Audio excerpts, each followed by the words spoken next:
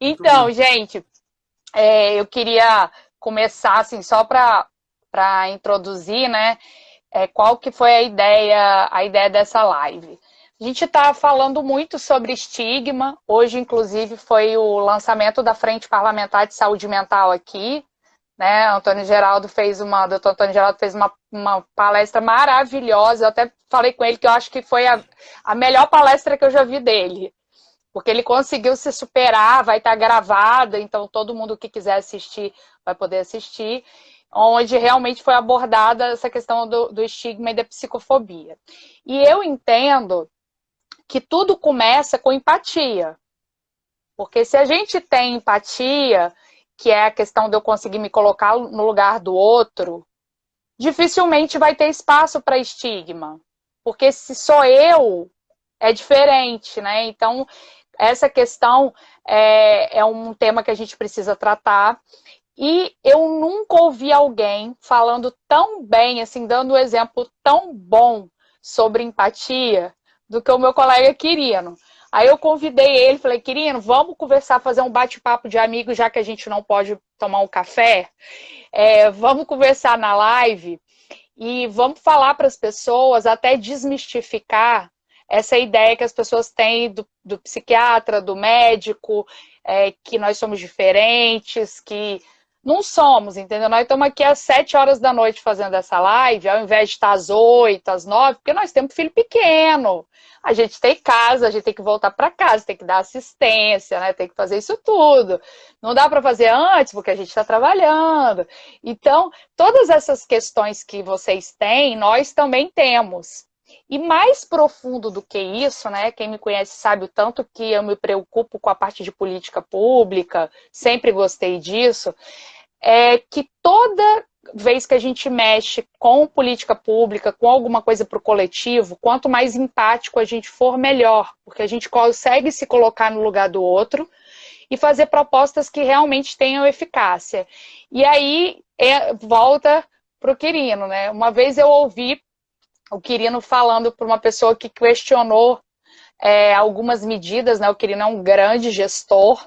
Para quem não conhece, eu não vou falar todas as referências dele, que eu vou deixar vocês curiosos para procurar no Google, mas ele é um excelente gestor. Antes de assumir o posto que ele está, ele passou por N outros cargos de gestão, é um cara extremamente técnico, que tem um currículo brilhante, e uma pessoa foi fazer uma pergunta para ele, questionando algumas medidas, algumas decisões, algumas condutas. E eu lembro perfeitamente, ficou marcado. Ele virou para a pessoa e falou assim: e se fosse seu filho, o que que você ia querer? Então, nunca ouvi uma pergunta tão empática. E aí agora a gente vai começar a nossa live falando disso. Eu quero, querido, que você converse com a gente, conte, até por toda a sua experiência, como que você faz para se colocar no lugar das pessoas, para fazer as propostas das coisas que você faz, né, da nova política de atenção à saúde mental, da nova política de álcool e drogas. Então, como que é esse processo para você, homem, psiquiatra? Eu brinco, falo que é pessoa física. Nós não estamos aqui como pessoa jurídica, nós estamos aqui como pessoa física. Conta um pouco para a gente disso, para a gente conseguir entender até os direcionamentos e o que a gente acredita. Bom, então, antes de mais nada, Letícia, mais uma vez, de verdade, de coração, muito obrigado pelo convite, pela oportunidade de estarmos hoje aqui conversando sobre questões que eu julgo de extrema relevância, de grande importância para o cenário da saúde mental e da área de dependência química no Brasil, né? Eu, como você mesma disse, né, eu sou psiquiatra, eu sou formado já há 23 anos, não parece, mas é verdade. Mas, enfim, Não parece, não parece. na verdade, nessa trajetória aí, nessa carreira, nesses últimos alguns anos, eu sempre trabalhei no Sistema Único de Saúde, né? A minha carreira foi construída na área assistencial e também na área acadêmica, né? Eu acabei iniciando a minha carreira acadêmica na USP, em São Paulo. Depois eu acabei indo para a Santa Casa, também em São Paulo, aí já como docente, como professor. E, na sequência, também acabei tendo a oportunidade de ser professor afiliado do Departamento de Psiquiatria da Universidade Federal de São Paulo, da Unifesp. Então, eu tenho esses dois vínculos acadêmicos em São Paulo, que é onde mora a minha família, e durante a semana eu fico em Brasília. Hoje, por exemplo, estou aqui em Brasília. E, na verdade, essa trajetória que eu tive nesses últimos mais de 20 anos como psiquiatra, trabalhando na rede pública de saúde, inicialmente na área de gestão, depois tive a oportunidade também de trabalhar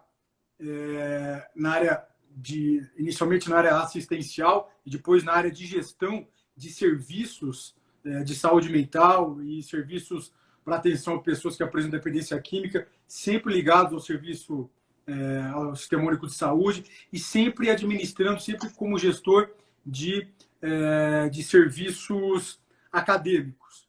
E eu comecei a sentir na pele as grandes dificuldades que as pessoas que apresentam transtornos mentais, dependência química e também os seus familiares começaram, enfim, a passar nos últimos alguns anos para conseguir receber assistência de maneira apropriada. Isso começou a me tocar muito, né?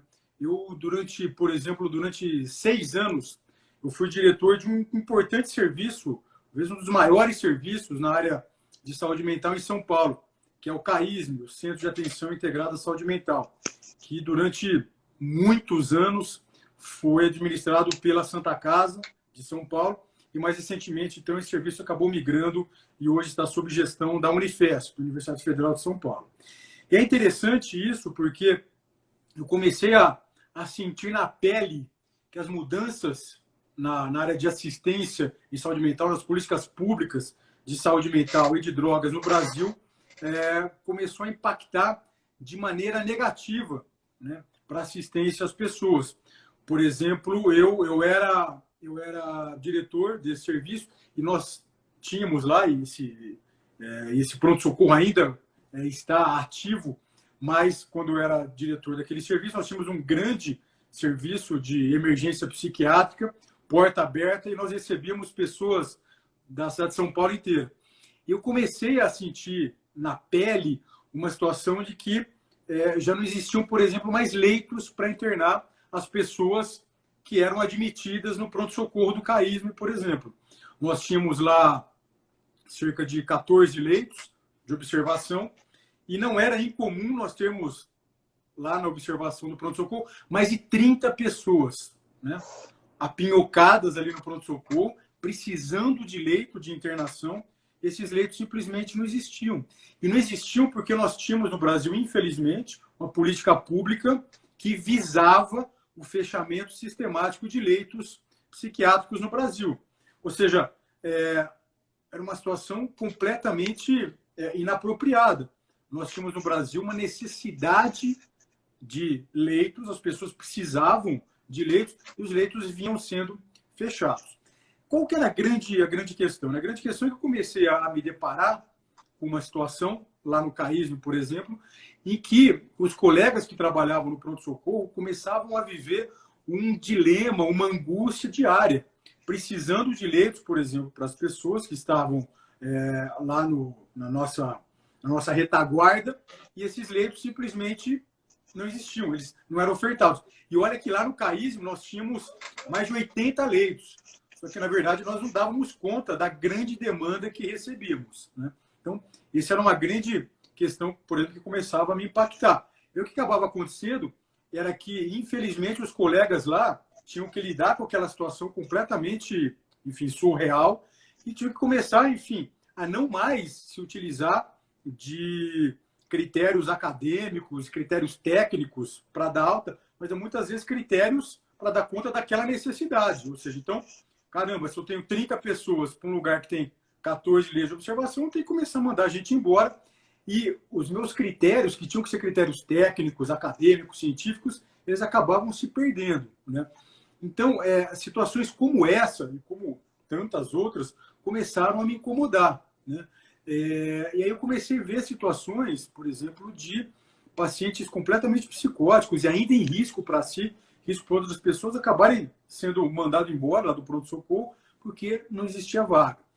Comecei a me deparar, por exemplo, com uma lista de espera para o atendimento ambulatorial no CAISM. Nós tínhamos um ambulatório, um grande ambulatório de saúde mental. Nós chegamos a fazer cerca de 10 mil consultas mês, na época que o serviço funcionava realmente com toda a sua potência. E nós tínhamos uma lista de espera gigantesca para o atendimento ambulatorial. Por quê? Porque a mesma política de saúde mental que era favorável ao fechamento de leitos, também era favorável a fechamento de ambulatórios. E simplesmente por questões ideológicas, por questões de entendimento. Questão de ambulatório, porque as pessoas que comandavam a política de saúde mental no Brasil falavam que ambulatório era lugar simplesmente das pessoas serem medicalizadas, que não tinham outro tipo de cuidado, o que é uma grande mentira. Bons ambulatórios, como nós tínhamos, por exemplo, no CAISM, contavam com psicólogo, com terapeuta ocupacional, com assistente social, enfim, e como tem que ser. Então, situações desse tipo começaram a me incomodar muito. Começaram a me incomodar muito, por exemplo, quando eu me deparava com resultados de pesquisas nacionais, por exemplo, mostrando aumento de pessoas em situação de rua com transtornos mentais graves, dependência química, aumento importante das cracolândias no Brasil. Começava a me incomodar muito, Letícia. Pessoas que apresentam transtornos mentais graves morrendo por suicídio. Ou seja, são consequências de problemas importantes que nós tínhamos na assistência à saúde mental no Brasil. A Santa Casa de São Paulo, por exemplo, assumiu um importante serviço que cuida de pessoas que estão presas, né, e que apresentam os mais variados quadros clínicos, inclusive transtornos mentais. E eu comecei a perceber, por exemplo, a grande quantidade de pessoas que apresentam transtornos mentais graves e que estão presas, que estão no cárcere. Hoje, os grandes manicômios do Brasil, hoje, são os presídios, né? São as unidades prisionais. Por quê? Porque as pessoas não encontravam assistência de maneira apropriada, elas entravam em conflito com a lei por conta disso, porque elas se fragilizavam e simplesmente acabavam sendo presas. Então, era esse o cenário que nós vínhamos enfrentando no Brasil na área de saúde mental. Então, isso acabou me tocando muito. E quando surgiu a oportunidade de vir para Brasília, eu falei, caramba, eu preciso encarar essa situação, porque tudo isso me incomodava. Eu, quando buscava me colocar no lugar daquelas pessoas, daquelas famílias que buscavam assistência e não conseguiam, isso começava a me chamar muita atenção e me incomodar muito. E foi o que me motivou a aceitar o convite, então, para vir no início de 2017 para Brasília, assumir a coordenação de saúde mental e agora, mais recentemente, a secretaria que cuida das políticas sobre drogas no país. E é realmente isso que você falou, né? A gente, hoje em dia, porque apesar de terem mudado as políticas, infelizmente, isso não chega, o desdobramento disso não é com a velocidade que a gente gostaria, né? Então, eu posso falar aqui pelo meu estado, o Espírito Santo, ele não tinha nem a antiga política implementada. Nem aqui, que já era para trocar, ele tinha. E a gente tenta, né, como psiquiatra, como associação psiquiátrica, né, que eu sou diretora secretária, a gente tenta fazer esse trabalho para que isso seja implementado e tem uma resistência muito grande também por causa do estigma. As pessoas não conseguem ver, né, Quirina, infelizmente, que a psiquiatria ela é uma área da medicina como qualquer outra. Esses pacientes que estavam nessa lista de espera poderiam estar na lista de espera por um cardiologista, e aí todo mundo ia achar um absurdo. Mas como está na lista de espera para psiquiatria, deixa para lá. O usuário de droga, muitas vezes, a gente finge que ele não está ali. Ninguém para pensar que aquele usuário de droga que está ali em situação de rua, ele é filho de alguém. E não necessariamente é filho de alguém de pouca renda, ele pode ser filho. Essa situação de você ter pessoas de todas as classes sociais nessas cracolândias, ela é realidade. As pessoas não param para pensar, né? Elas só pensam nisso quando acontece com elas. E hoje a gente vê, é o que você falou, cadeia, cemitério, né? Ou rua. Porque, infelizmente, a gente... Infelizmente. E uma coisa que eu fico, às vezes, mais incomodado, tem muitas coisas que me incomodam, mas o que me incomoda muito, na verdade, é quando, se valendo de um discurso, de uma retórica que, em tese, seria favorável à garantia de direitos dos pacientes, que pessoas que se valem, muitas vezes, desse tipo de argumento são aquelas pessoas que mais contribuem para que os direitos das pessoas não sejam garantidos. Então, no Brasil, durante muito tempo, se criou uma falsa ideia de que garantir direitos das pessoas é, por exemplo, ofertar apenas cuidado de base comunitária. Então, assim, independente do quadro clínico da pessoa que apresenta transtorno mental, o tratamento necessariamente precisa ser, o jargão que é utilizado, né? O tratamento precisa ser em liberdade. O que é uma grande falácia, o que é uma grande mentira. Enfim, só pessoas que nunca trabalharam de fato na área é que pode ter um pensamento desse tipo, tão obtuso. Por exemplo, se o indivíduo apresenta um quadro clínico grave e que se coloca em risco e coloca outras pessoas em risco, essa pessoa precisa, para garantia do seu direito, né? Enfim, do seu direito à saúde, do seu direito à integridade, essa pessoa precisa ir para um ambiente terapêutico protegido. E quando você, com essa retórica completamente apartada da realidade, quando você coloca que essa pessoa obrigatoriamente tem que ficar num tratamento em regime comunitário, basicamente o que você está fazendo é negando para essa pessoa o direito ao tratamento que é mais apropriado para o seu quadro clínico. Isso, inclusive, contrariando o que é previsto na Lei 10.216, a Lei de 2001, que regulamenta assistência psiquiátrica no Brasil. Essa é uma questão também interessante, já que a gente está conversando sobre isso aqui, Letícia. Existe também uma falsa retórica que foi construída ao longo desses últimos anos, de que a Lei 10.216 seria a lei antimanicomial, que, enfim, que impediria a internação das pessoas, impediria a criação de leitos, de hospitais, impediria o tratamento de base hospitalar, o que é uma grande mentira. Nos 13 artigos que compõem a Lei 10.216, não existe sequer uma menção que pessoa que apresenta agudização do seu quadro clínico não pode ser internada. Não existe sequer uma menção que no Brasil nós não podemos ter hospitais psiquiátricos. Muito pelo contrário. Tem um artigo inteiro, o artigo 6º da Lei 10.216, que regulamenta a assistência, então, na área de saúde mental no Brasil, que coloca lá as 3 modalidades de internação psiquiátrica: voluntária, involuntária e compulsória. Ou seja, então, o que acabou acontecendo no Brasil, Letícia, infelizmente, foi que pessoas que começaram, então, a se arvorar e assumir para si, então, enfim, esse discurso de defesa de direitos dos pacientes, essas pessoas começaram a causar mal para as pessoas, para os pacientes. Sim. Começaram a causar problemas para essas famílias, enfim. Então, essa situação que começou a me incomodar muito e o que acabou, então, me fazendo, enfim, a abandonar a carreira que eu tinha até então e que me fez vir para Brasília, enfim, para tentar buscar mudar essa realidade por meio, então, aqui de uma atuação técnica, mas política também.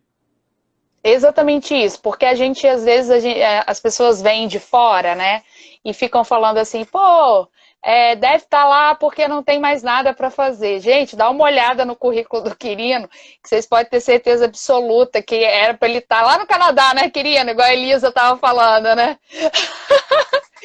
Então, é uma questão de propósito de vida. A gente até toca num outro tema tão importante, né? Ainda mais nessa fase de pandemia. Um propósito de vida. Se aquilo me incomoda, a única coisa que eu tenho para fazer é ir lá e resolver. Ou ir lá e tentar resolver, pelo menos. Então, eu vejo a sua trajetória nessa área muito dessa forma. Eu vou lá e vou tentar resolver. E é uma questão muito árdua, né? Porque eu vi algumas pessoas comentando, colocando, né? Não, isso tem que ser mudado. Isso tem que ser mudado.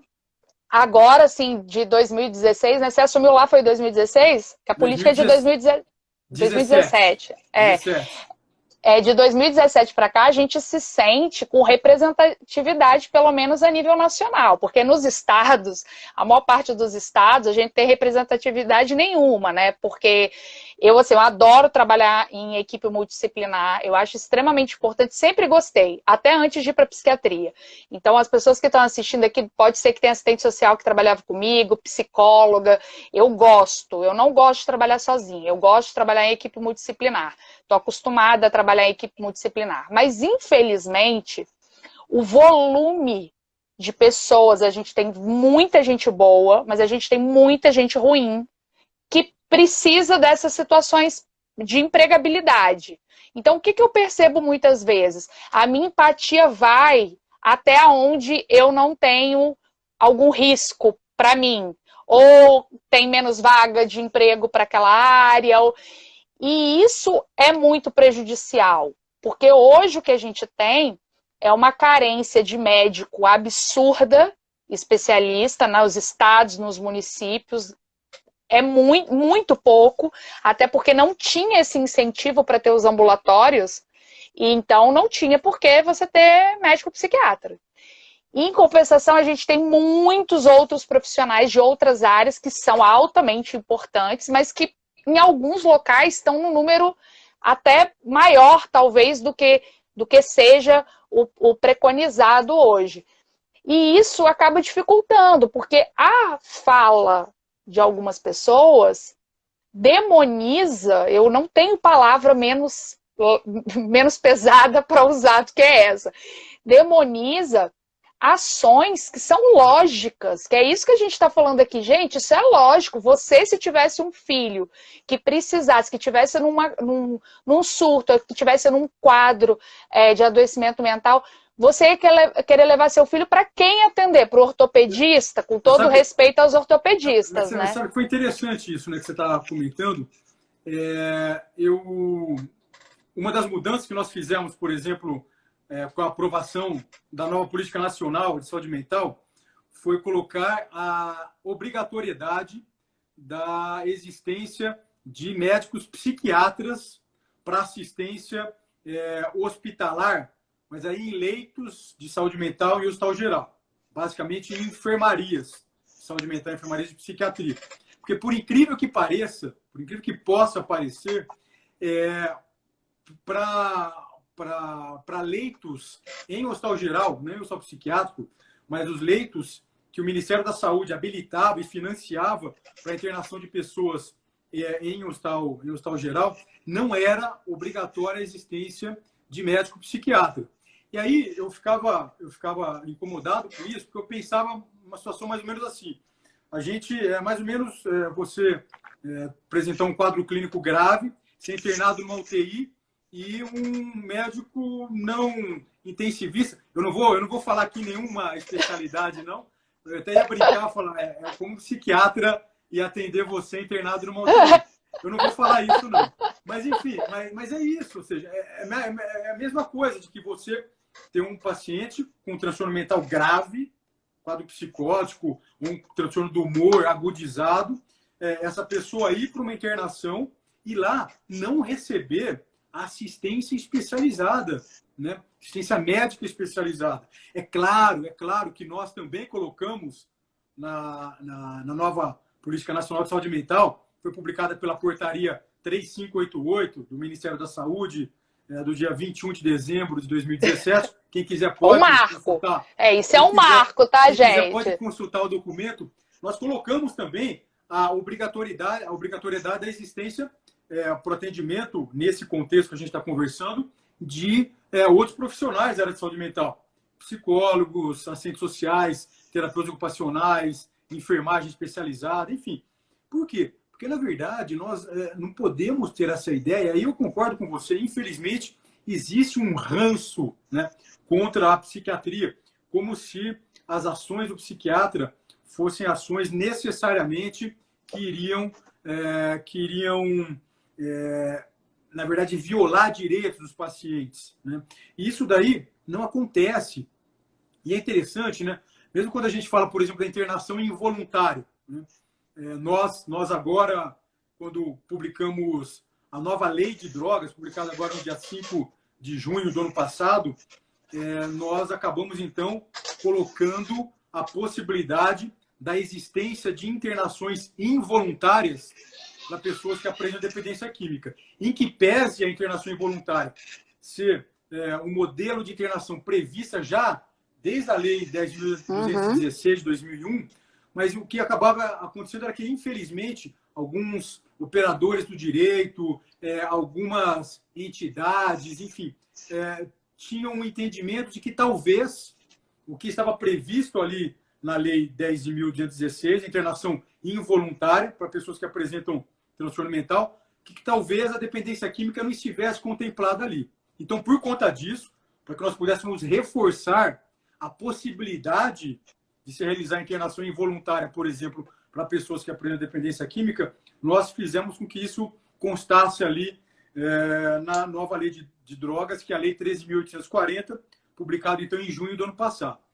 E é interessante, né, porque, na verdade, a internação involuntária, quando existe a indicação desse tipo dessa modalidade de tratamento psiquiátrico, na verdade, ela acontece para garantir direitos da pessoa e não para violar os seus direitos. Na verdade, a internação involuntária é para quadros clínicos graves e que, por conta disso, a pessoa, então, começa a ter dificuldade de tomar decisões autônomas, começa a se colocar em risco, colocar outras pessoas em risco, e por conta disso, então, a internação involuntária acontece em favor do paciente, e não em seu desfavor. Essa é uma questão interessante. E posso falar para você? Foi interessante porque logo depois da publicação da nova lei de drogas, o Datafolha fez uma pesquisa, quem também tiver interesse pode procurar no Google essa pesquisa, bem interessante, mostrando que mais de 80% da população é favorável à internação involuntária para dependência química. E quando fica claro, né, quando o pesquisador lá do Datafolha fala que a internação involuntária é destinada a pessoas que perderam a capacidade de autocontrole e que, por conta disso, estão em risco, colocando outras pessoas em risco, a aceitação da internação involuntária, Letícia, pela pesquisa do Datafolha, olha que é do Datafolha, hein? É mais de 90% da população brasileira aceita esse tipo de modalidade de internação. O que acontece é que os seus críticos, ou são pessoas, infelizmente, que estão se valendo de má fé, ou são pessoas completamente alienadas da realidade que as pessoas com transtornos mentais e dependência química apresentam. Com certeza. E assim, parece que é aquele negocinho do telefone sem fio, né? Eu te conto a historinha, você não pega, não lê a lei, não vê nada, eu conto a historinha para fulano e o negócio vai ficando desse jeito. Então, a fala, igual hoje a gente teve a sessão lá, né? Fala foi ótima, foi super legal. Aí começaram as perguntas, você já imagina, né? E a deturpa, a gente fica pensando assim, que alteração do conteúdo do pensamento, né? Porque deturpa tudo. Uma coisa que é importante a gente deixar claro, eu falo a gente porque eu tenho certeza que você pensa igual a mim, até porque eu conheço a política e sei como que tá, o CAPS, ele é altamente importante.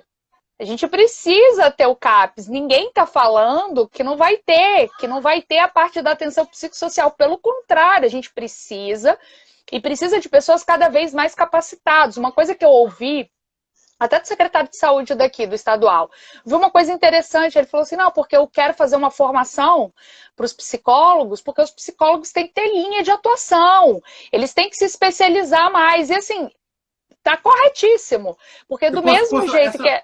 Essa questão que você está falando é fundamental. Por exemplo, quando nós mudamos a Política Nacional de Saúde Mental, nós introduzimos na RAPS, na Rede de Atenção Psicossocial, serviços extremamente importantes para a atenção da população, mas que, novamente, por questões meramente ideológicas, não faziam parte da rede, como hospitais psiquiátricos, hospitais dia, ambulatórios. Entretanto, Letícia, nós não retiramos nenhum serviço. os CAPs Nada. estão lá, as unidades de acolhimento, as residências terapêuticas. É que, na verdade, o que a gente tinha era uma política capenga. Por quê? Porque a partir do momento que tem um indivíduo que precisa de internação e você não oferece a possibilidade dele ser internado, o que acaba acontecendo, Letícia, é que você, inclusive, novamente, você descumpre a Lei 10.216 e que, infelizmente, muitas dessas pessoas que criticam, enfim, as novas políticas que nós estamos adotando hoje no Brasil, muitas pessoas criticam essas políticas e defendem a tão propalada Lei 10.216, mas naquela lei de 2001, no seu artigo 2º, fica claro que a assistência na área de saúde mental precisa acontecer de maneira consentânea à necessidade das pessoas. O que significa isso? Precisa acontecer de acordo com a necessidade dos pacientes, Sim. de acordo com a necessidade dos seus familiares, e não de acordo com as concepções ideológicas de quem está no poder. Essa é uma coisa que é muito importante. E respeitando o princípio da equidade do SUS, né? Porque a equidade é você tratar os diferentes de forma diferente. Então, assim, por que, assim, vamos fazer um paralelo com o que a gente está vivendo de Covid. Por que se fala com tanta estranheza que está faltando leito? Porque, assim, as pessoas, elas não sabem, mas a gente que trabalha com saúde pública, eu trabalhei muito tempo como clínica, dando plantão e pronto-socorro geral. Gente, eu pedi exoneração em 2011 da prefeitura. Em 2011 eu pedi exoneração porque eu não aguentava mais ver gente sem ter um leito, ver gente morrendo na minha frente, eu não aguentava mais. Então não é que isso é normal, isso é anormal, mas isso não começou agora com o Covid, tá, gente? Isso já tem muito tempo.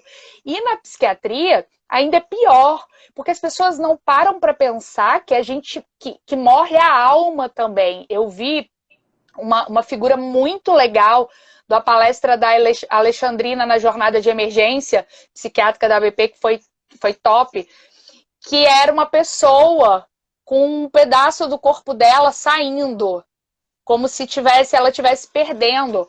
Gente, a gente mata, morre a alma também. Então não é porque eu não vou morrer o corpo físico que eu não tenho que providenciar para aquela pessoa capacidade, assim, condições mínimas de dignidade para ela se tratar. Então isso a gente volta lá naquele nosso início. Isso é fruto do estigma, tanto contra o doente mental quanto com o psiquiatra. E assim, mostra uma ausência de empatia absurda, a ponto de eu colocar qualquer outra coisa, seja empregabilidade, seja ideologia, seja qualquer outra coisa, acima da dignidade do ser humano e da lei que ele tem que receber aquele atendimento, entendeu? Eu fico assim, desculpa, gente, mas eu fico indignada com esse assunto.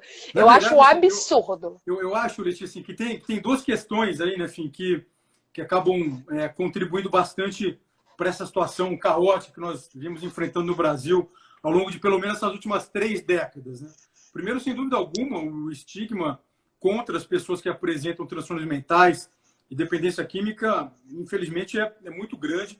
Isso é muito arraigado no conjunto social e, obviamente, que isso precisa ser cada vez mais trabalhado, né, para que nós possamos diminuir essa situação.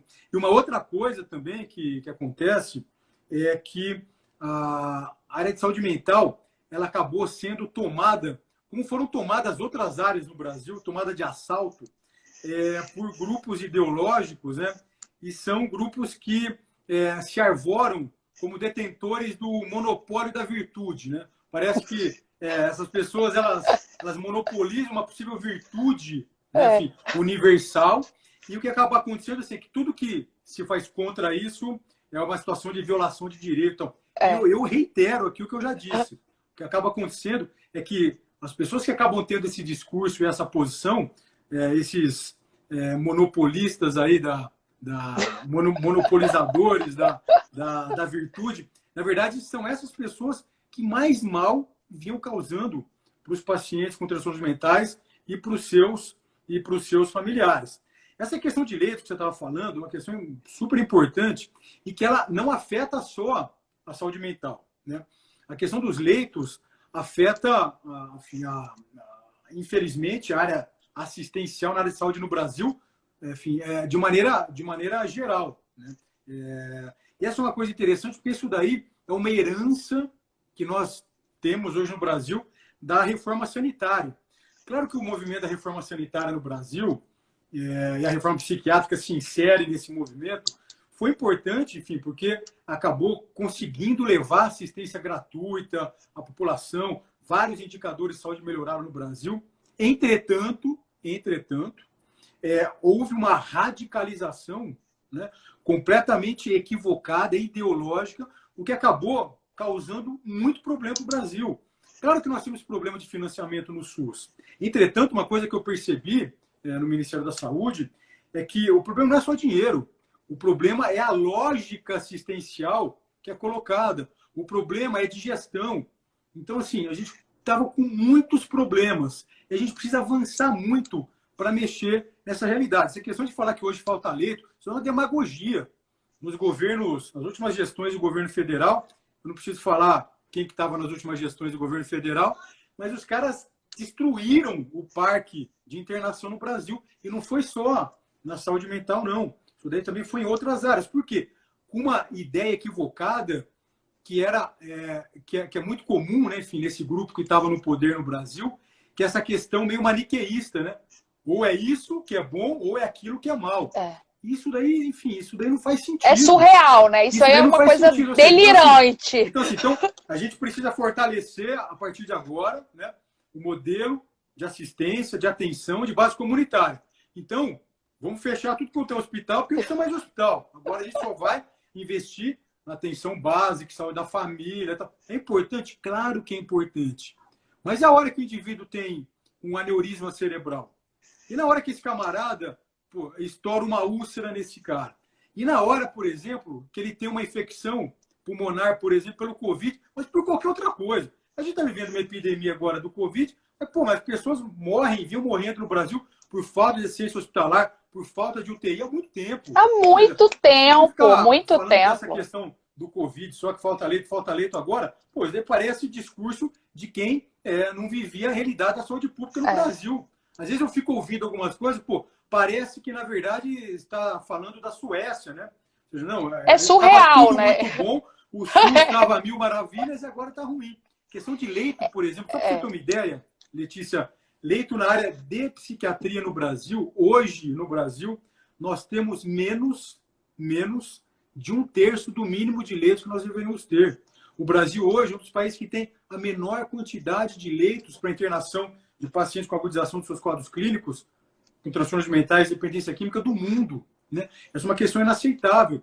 E isso dialoga muito com essa questão da empatia, né, que a gente está conversando.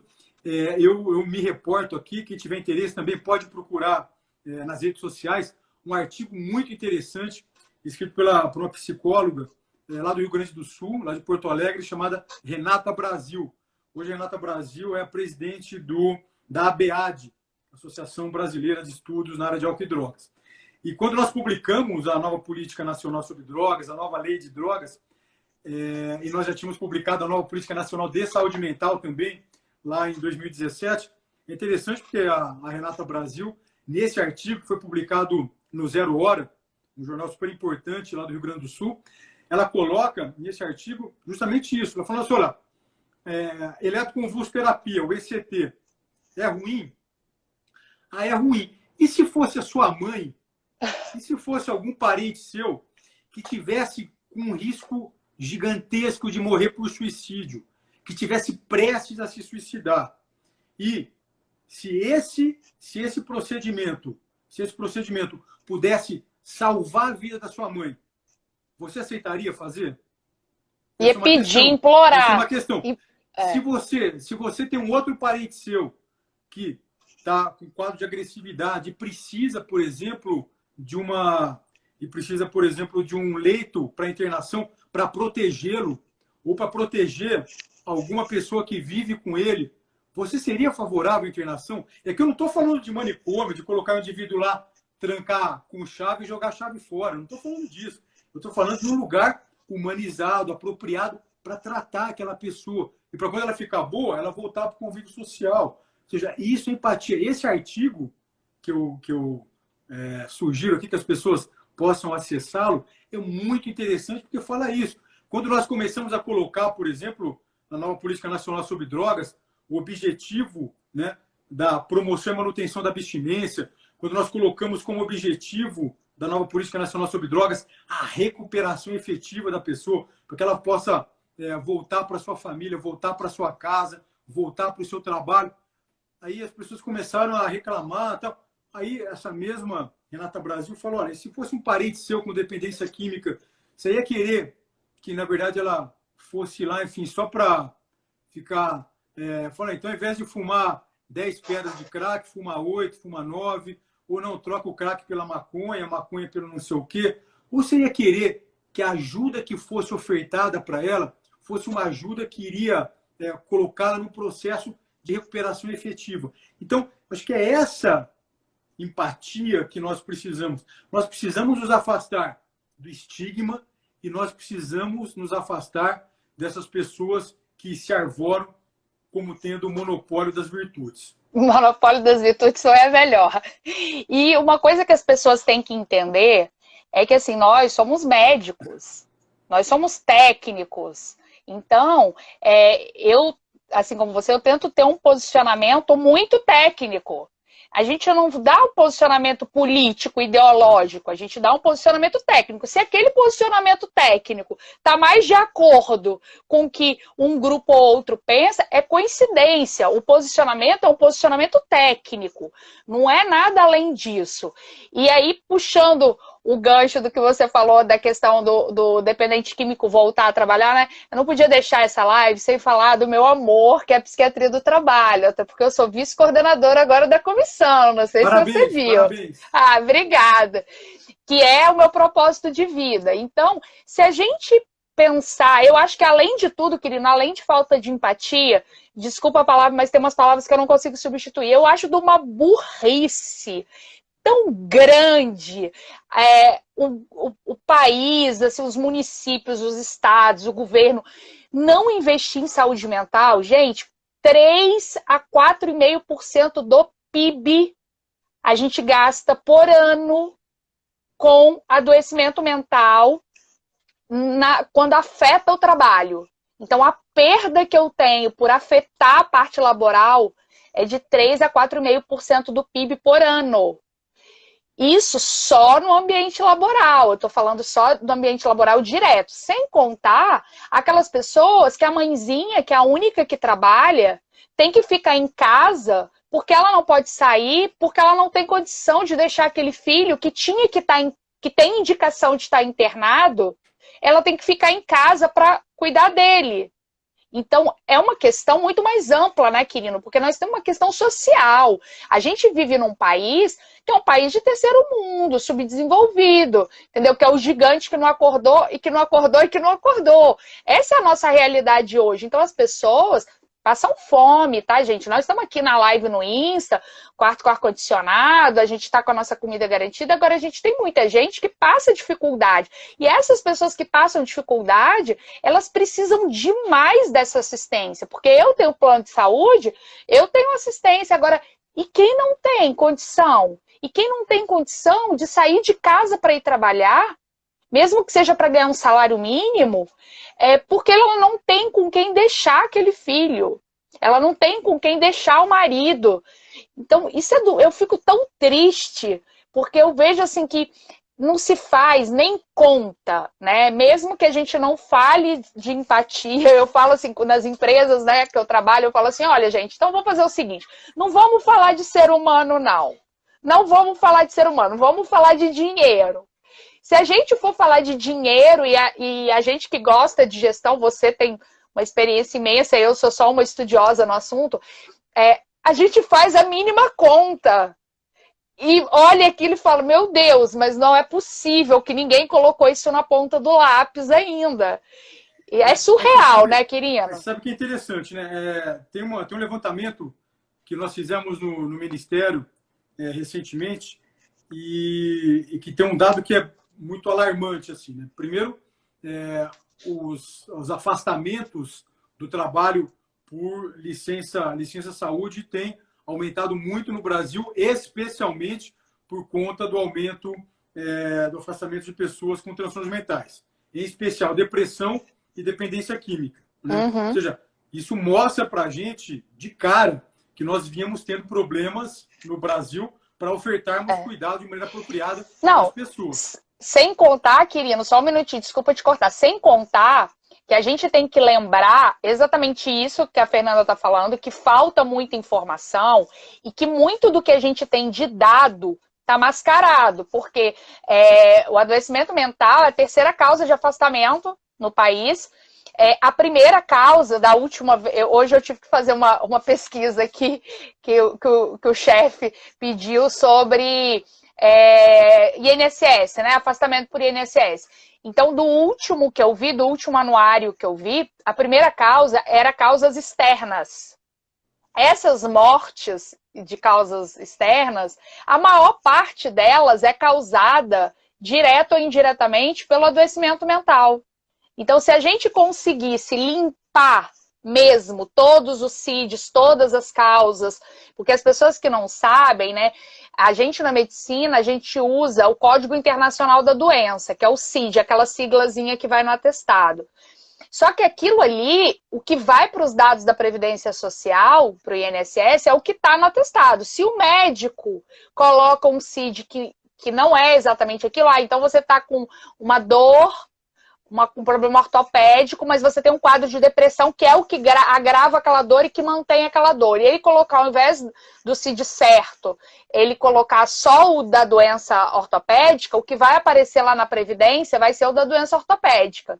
Então isso, se a gente fosse limpar, eu tô para te dizer que a gente estaria em primeiro lugar de afastamento, ó. Não estaríamos em terceiro. E é interessante, né, porque falando, né, desse levantamento que nós fizemos recentemente no Ministério, Letícia, quando a gente fala, por exemplo, da dependência química, né, historicamente, o tipo de dependência química que mais afastava do trabalho é a dependência do álcool, né? Isso classicamente. E os níveis vêm se mantendo ao longo do tempo, falando do afastamento do trabalho pela dependência do álcool.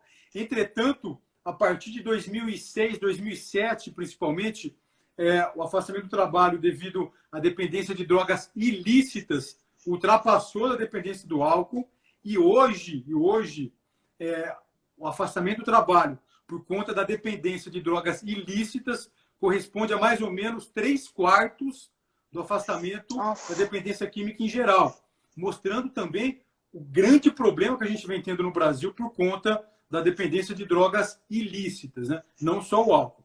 Então, a gente também vem tendo, infelizmente, esses problemas na área de saúde mental e dependência química que não impacta somente, obviamente, que não impacta somente a saúde dessas pessoas, mas impacta todo o conjunto social. A gente estava falando aqui de questões de saúde, você está falando agora de questões previdenciárias, a gente já falou de questões penitenciárias. Tem um artigo publicado na revista PLOS ONE, quem também tiver interesse, eu recomendo a leitura desse artigo, publicado pelo grupo do professor Jair Mari, da Unifesp, e do finado professor Taborda, lá do Rio Grande do Sul. Eles publicaram 2 artigos, na verdade, que mostram a alta prevalência de pessoas com transtornos mentais graves e dependência química no cárcere no Brasil. Então, a gente tem problemas, enfim, do sistema penitenciário, a gente tem problema de segurança pública, né? Muito, por exemplo, né? Recentemente, agora,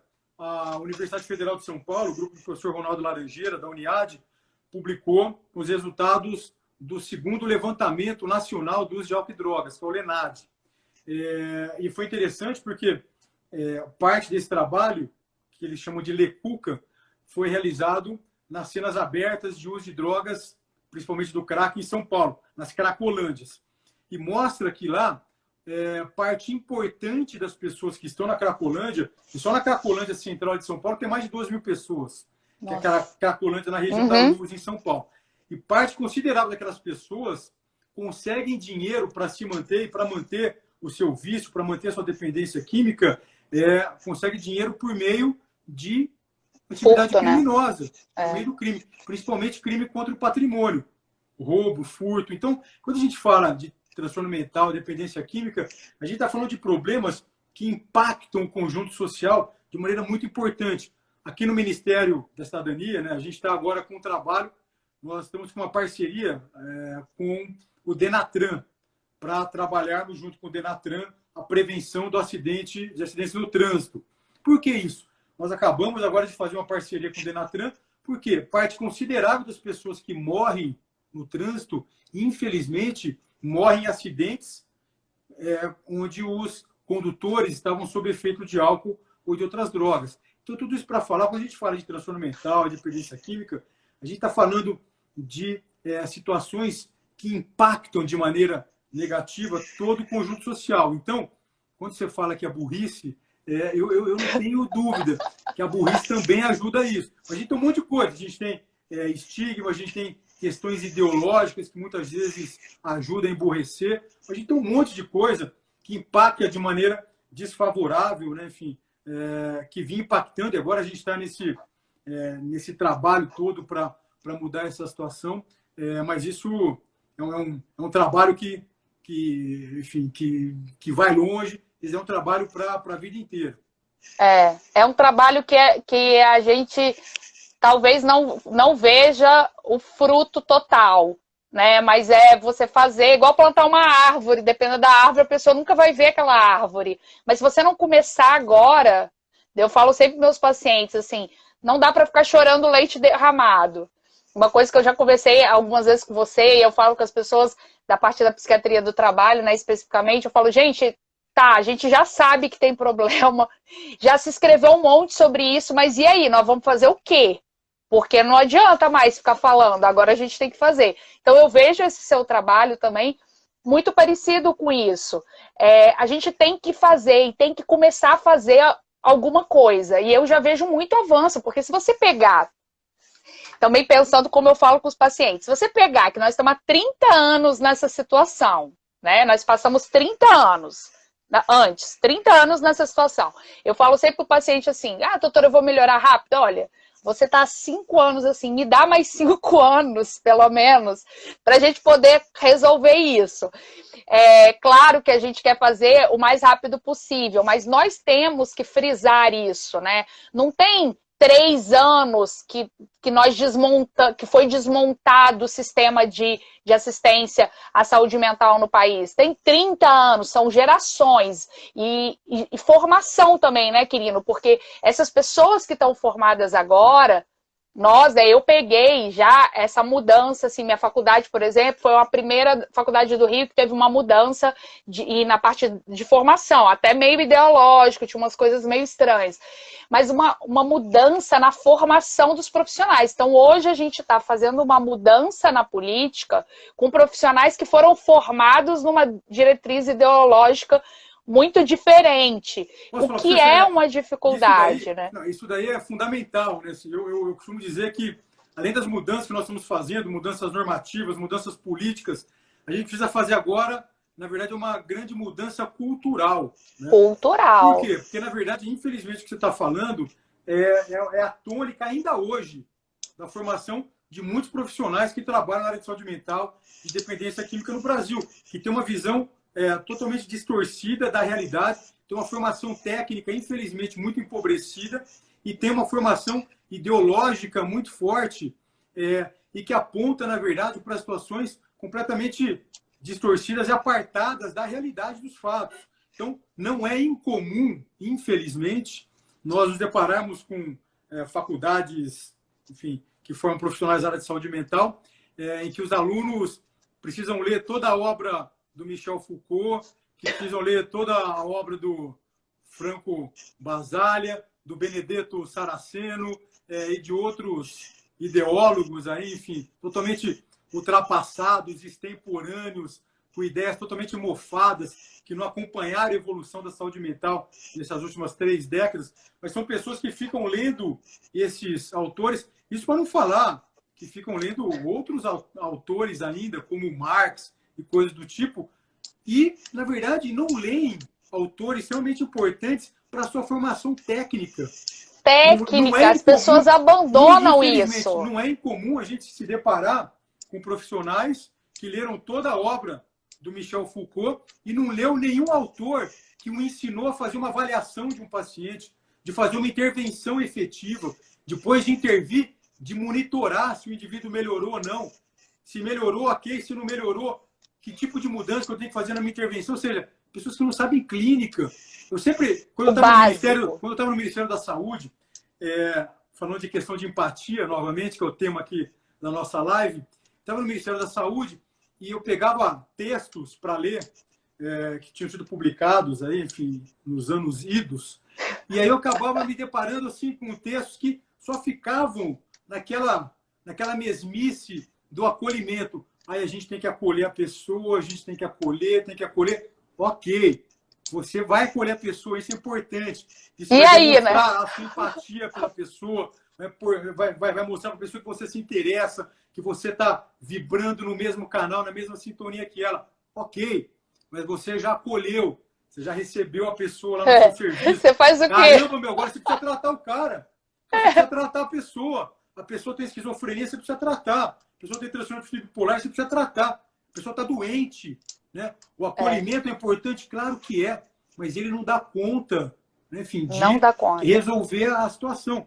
E só uma questão que você trouxe, só para finalizar aqui, que eu acho que é muito importante, isso também dialoga com a empatia. Por exemplo, se eu estou conversando com você aqui, tomara que isso não aconteça, porque eu estou sozinho aqui em Brasília, aqui no hotel onde eu moro, mas se eu tiver, enfim, aqui um infarto e bater aqui no colega do lado, do cara me levar para um pronto-socorro próximo aqui do hotel onde eu estou, enfim, tomara que o colega que me atender lá, tomara que ele se valha das melhores evidências para o tratamento do infarto agudo do miocárdio. Se eu tiver câncer, se eu tiver pneumonia, se eu tiver qualquer doença clínica, é esperado do médico, de qualquer profissional que vai atender, que se valha de conhecimentos científicos, de evidência. E se eu tiver transtorno obsessivo-compulsivo, depressão, ansiedade, esquizofrenia, dependência química, aí não vale. Uma coisa simples nesse momento, um transtorno de pânico, né? Reabri um quadro de síndrome do pânico. Aí eu vou para o serviço de saúde mental, aí vão me acolher, e aí?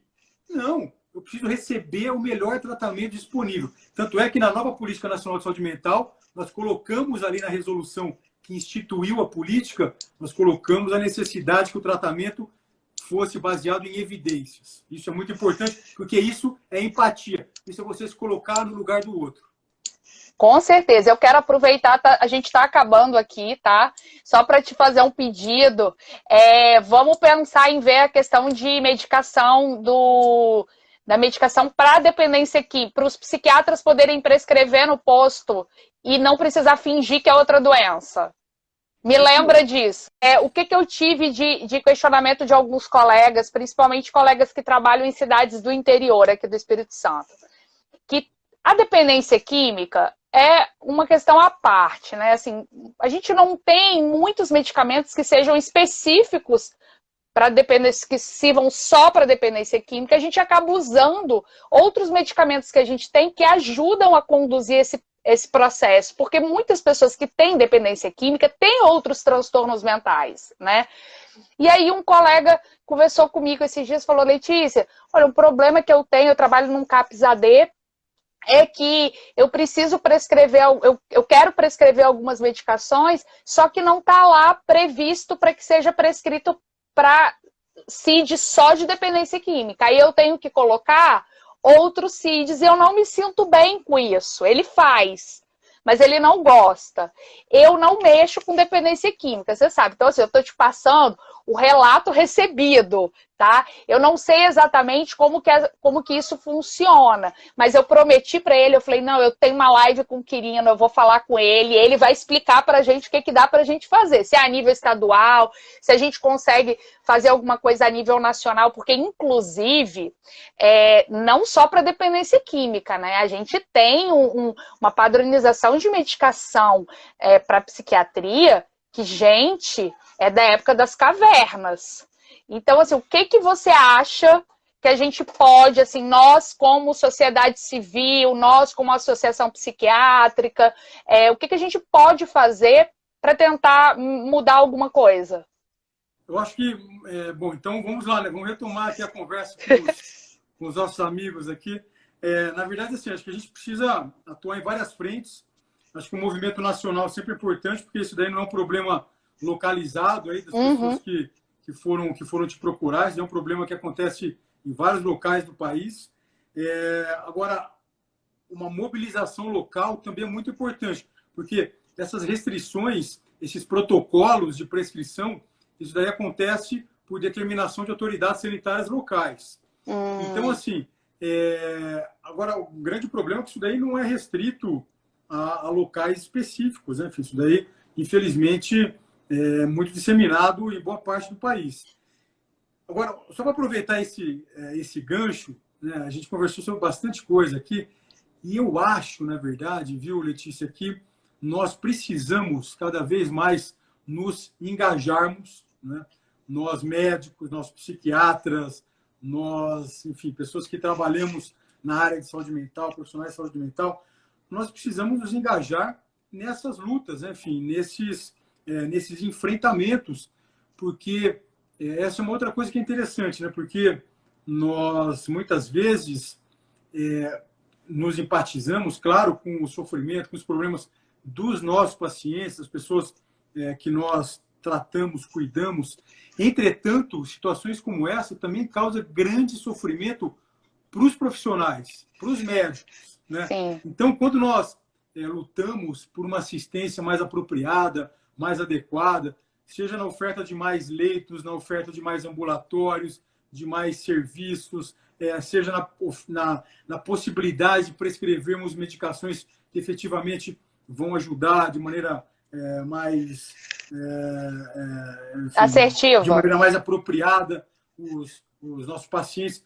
Quando a gente luta por isso, automaticamente, na verdade, nós não estamos causando só benefício para essas pessoas, mas para nós, profissionais também. Porque uma das piores coisas que existe, na verdade, é você trabalhar sem condições, com condições, enfim, de trabalho inapropriado. Então, quando a gente pensa na questão da empatia, a gente também não tem que pensar só, enfim, em se colocar no lugar do outro e do outro como paciente, do outro como familiar, mas também do outro colega, né?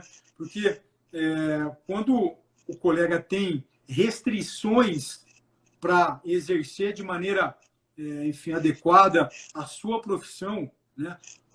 O que acaba acontecendo é que esse indivíduo também, infelizmente, entra num grande sofrimento, né? Então, adoece, né? Então, quando a gente briga e luta por condições mais apropriadas de assistência na área de saúde para os pacientes, para os seus familiares, o que acontece também é que nós também estamos ajudando, né, aqui as pessoas que estão ali tratando e buscando ofertar condições mais apropriadas de cuidado para os pacientes e os familiares, também se beneficiem das nossas ações. Então, só para também pensar um pouco nisso, porque eu acho que é um caminho importante e interessante. Com certeza, até porque, voltando lá para o meu amor à psiquiatria do trabalho, o adoecimento mental dos profissionais de saúde, e assim, eu destaco a questão do adoecimento mental do médico, é muito grande, é um problema de saúde pública, é um problema que Estados Unidos, Canadá e Inglaterra já tem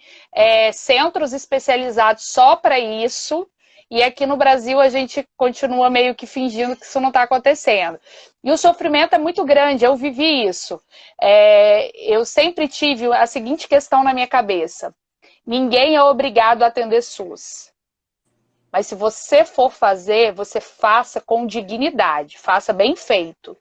A partir do momento que você sentir que você não está conseguindo fazer da forma com que você faria se você estivesse ganhando mais, se você tivesse qualquer outra situação, pede para sair. E aí eu comecei a dar o plantão na prefeitura, uma desumanização absurda, né? Porque cobram muito a humanização com o usuário, mas ninguém humaniza quem está fazendo a humanização. Então, assim, uma desumanização absurda, um descaso absurdo com o profissional. E a gente não precisa ir longe, não. Nós não temos as mesmas leis que o governo prega para o funcionário seletista, nós não temos para o estatutário. Então, nós não temos, na maior parte dos locais nos serviços de saúde, nós não temos um PPRA, que é o Programa de Identificação de Risco, nós não temos o PCMSO. Então, são questões básicas, não tem laudo de insalubridade. Então, essas pessoas, muitas vezes, elas ficam sem receber um EPI adequado, porque não foi mapeado que aquele risco existia. Então, são questões assim da área de medicina do trabalho, tá, gente? Para quem não sabe, eu sou médica do trabalho, atuante também. São questões muito básicas. Eu não sei se você lembra, eu sou servidora do Ministério da Saúde, eu estou licenciada, mas eu sou servidora do Ministério da Saúde. E no Ministério da Saúde aqui, eu fui muito tempo a única médica do trabalho responsável pela unidade CIAS, tá, gente? Para quem não sabe, a unidade CIAS é meio que um INSS para os servidores federais. E eu era responsável por dar conta do laudo de insalubridade de todos os servidores do Ministério da Saúde no Estado do Espírito Santo. Aqui no Estado do Espírito Santo, nós não temos hospital federal. O único hospital que a gente tem, assim, da saúde, do Ministério da Saúde, o único hospital federal que a gente tem aqui é do Ministério da Educação, que é o Hospital de Clínicas. Então, da saúde não tem. Então, todos os servidores do Ministério da Saúde estão cedidos a estados e municípios. Estado e municípios. Então, eu tinha que dar conta desses laudos de insalubridade, aí eu pude presenciar. Então, eu falo isso com conhecimento de causa. Não tem, a maior parte dos lugares não tem. Esses servidores não têm nada disso. Não existe, eles não fazem exame periódico, não é monitorado, não tem nada. Então, a desumanização do tratamento é muito grande. E aí, uma coisa que eu sempre questionei, até antes de eu fazer psiquiatria, como que eu vou cobrar de um funcionário que ele humanize, que ele dê um atendimento humanizado, se ele não recebe humanização? E aí eu fui trabalhando nesse pronto atendimento, até um dos melhores pronto atendimentos públicos daqui, mas numa situação terrível. Aí eu inventei, né, porque eu gosto de coisa complicada, além de dar plantão, eu inventei que eu ia fazer rotina. E aí que realmente foi ficando complicado, porque eu colocava a pessoa para dentro, hoje o pessoal fala UPA, mas aqui a gente falava PA, a gente colocava para dentro do PA, sem leito de retaguarda, porque o município de Vitória ele não assumiu a atenção hospitalar, então ele fica só na atenção básica, então eu fico dependendo do estado para regular leito. E essa família, todo dia ela me via, porque eu fazia a rotina, então eu via a pessoa morrer sem leito. E isso foi me desgastando, isso foi me fazendo muito mal, até o ponto que eu comecei a chegar à conclusão que eu não estava conseguindo fazer o atendimento que eu achava que as pessoas precisavam, ou que eu achava que eu tinha que fazer. E aí eu pedi para sair. Hoje o que eu falo para as pessoas, quando as pessoas me perguntam assim, mas por que você não volta então? Você já faz um monte de coisa voluntária, que eu faço um monte de coisa, às vezes as pessoas perguntam assim, nossa, Letícia, mas você tem que pensar menos em ganhar dinheiro, você tem que... Eu falo, gente, presta atenção, mais da metade das coisas que eu faço no meu dia, eu não ganho absolutamente nada.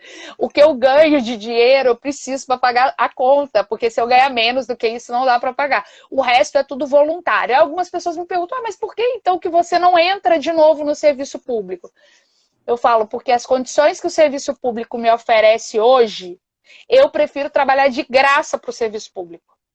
Então eu prefiro ir lá, dar palestra voluntária, sem estar vinculada à instituição. Essa foi uma opção minha, porque eu ser servidora, não do Ministério da Saúde, que o trabalho do Ministério da Saúde que eu fazia era outro. Provavelmente o Ministério da Saúde eu devo estar voltando, tá? No próximo mês, que a minha licença acaba.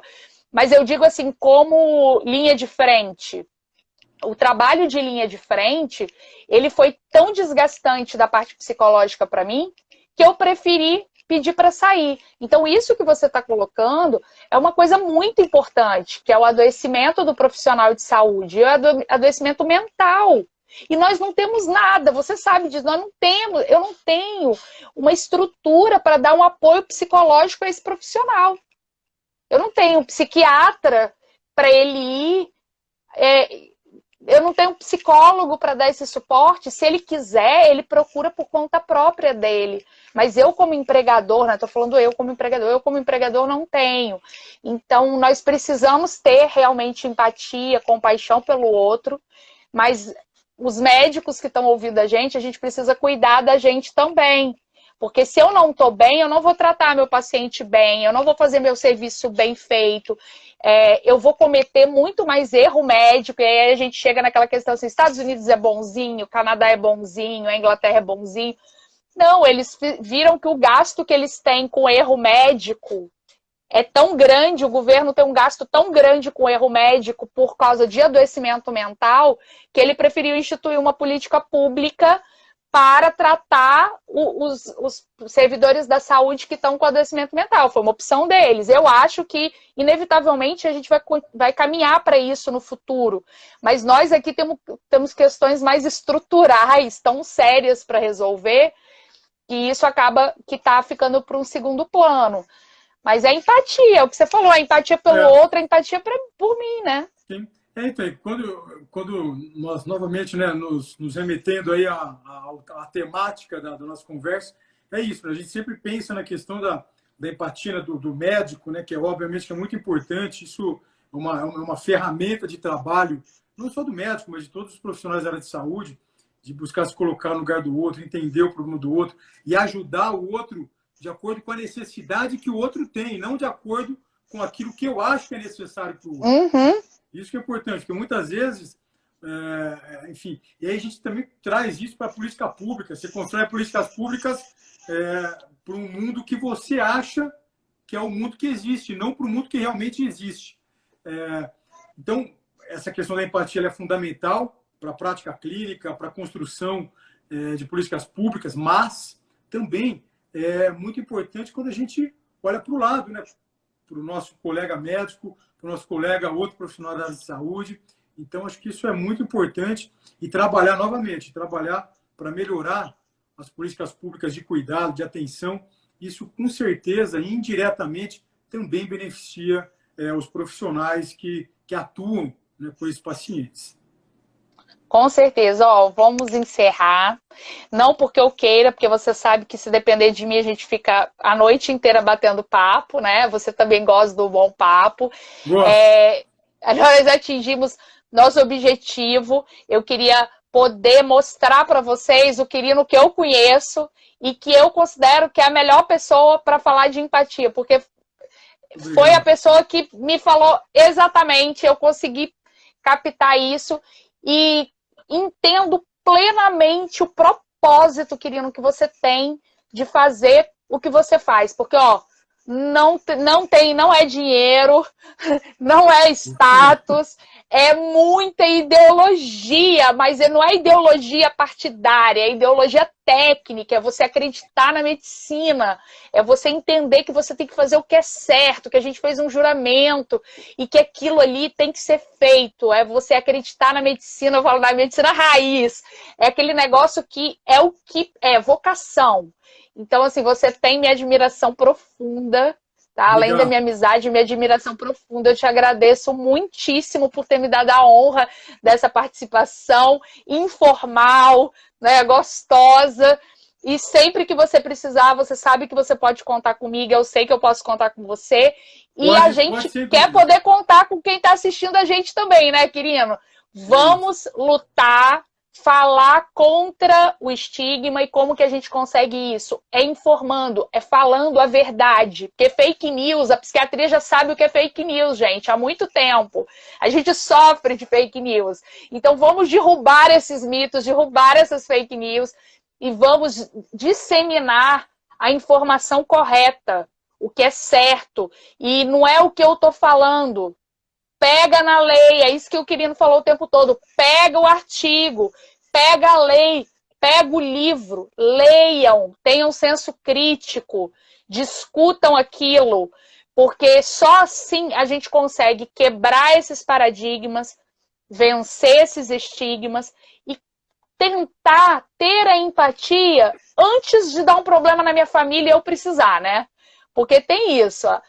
Por que eu preciso ter um problema na família e não ter condições, ou com amigos e não ter condições de ter acesso à saúde mental para me colocar no lugar do outro? Vamos tentar fazer um pouquinho isso antes da pau, né? De bugar tudo, que agora o termo é esse, né? Antes de bugar tudo. Esse é o convite que eu faço para vocês. E, querido, quando a gente puder, a gente repete essa live. Se a gente for fazer de tarde, eu vou pegar um cafezinho, você pega um cafezinho e a gente toma junto. E assim que a gente puder, a gente se encontra para dar esse abraço que a gente não está conseguindo dar hoje, tá bom? Muito obrigada. Em breve é só você repetir o convite para estar no próximo evento aí, que estaremos juntos. Beleza, vai ser repetido, tá bom? Obrigada, tchau, gente. Obrigada, boa noite. Letícia. Obrigado. Tchau, pessoal.